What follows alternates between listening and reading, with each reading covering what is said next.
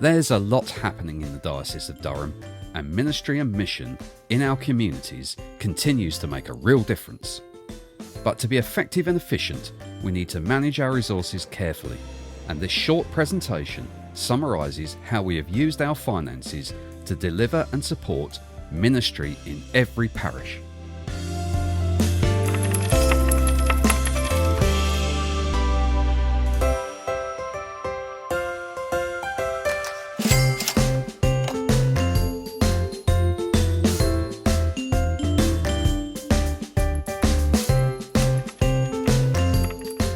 In 2012, our ministry was funded by nearly £9.1 million worth of income, roughly the same as last year, and that was made up of £4.9 million from parish share, £2.7 million from the church commissioners, £1.5 million from other sources including nearly £600,000 for fees from weddings and funerals, around £350,000 from rental fees on houses, over £300,000 from grants, donations and contributions, and more than £250,000 from investment income and other sources.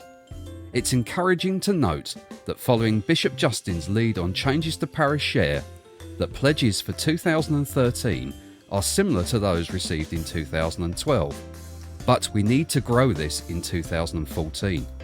Building on this will mean we can make realistic plans for the future.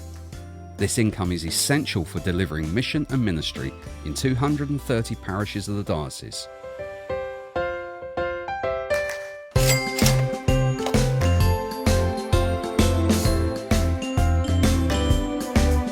In 2012, our ministry was enabled in every community in which we are present by the use of our income of £9.1 million.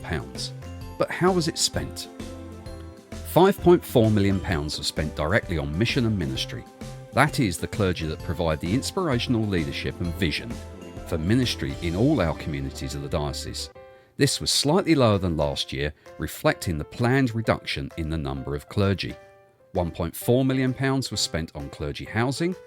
The other £2.5 million spend was made up of around £600,000 on diocesan support services, that is, the management of our diocese, £450,000 on our share of the costs of the national church, including training of clergy for ordination, around £650,000 on the diocesan resource team, providing ministerial development and parish support, including youth and children's work, £150,000 on the work of the Board of Education in our church schools and academies, over £450,000 on support for Lindisfarne Training Partnership and other partners, and almost £200,000 on grants paid out from the Mission Fund and the Church Buildings Committee.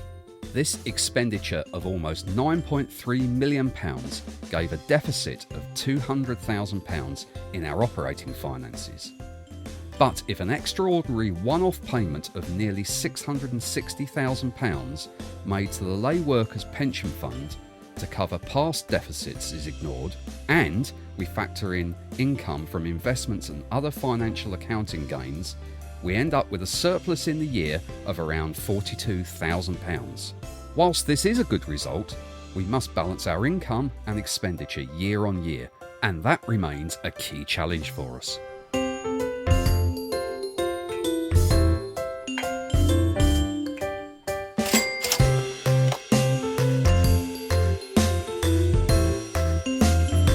Our diocese consumed almost £9.3 million worth of expenditure in 2012. In doing so, it provided Anglican ministry within a region containing 1.5 million people and directly to more than 22,000 people attending church and other services every week. Our income was broadly in line with our expenditure in the year, and the number of clergy in post at the end of 2012 was close to our planned numbers. However, in 2013, we will end up with 6 fewer clergy in post than we had planned. If we're serious about growth in our diocese, we must work together to increase our income so that we can invest in the very best resources available to us to help us achieve that growth.